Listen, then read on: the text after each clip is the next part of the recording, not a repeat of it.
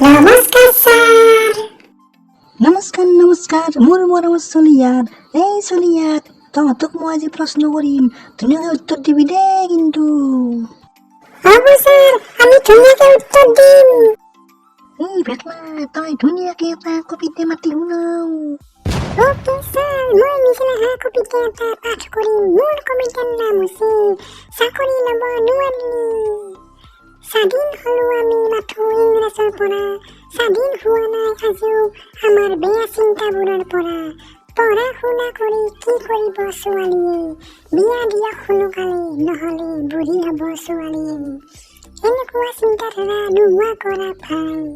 ছোৱালীয়ে লক্ষ্মী, ছোৱালীয়ে সৰস্বতী, ছোৱালীয়ে দুৰ্গা, বুজি লোৱা ভাই।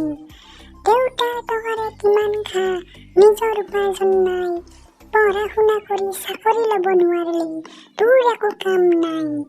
কান্দিলেও কাপুৰুষ, বিৰোধ কৰিলে অভদ্ৰ, প্ৰতিদিনে এইবোৰ কথাৰ বাবে ল'ৰাবোৰৰ হয় জীৱন ধ্বংস।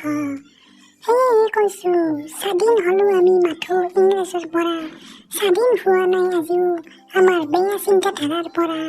ছাৰ, মোৰ কবিতা শেষ। তই কিন্তু কবিতাটোৰ মাজেদি একদম সঁচা কথাই কৈছে।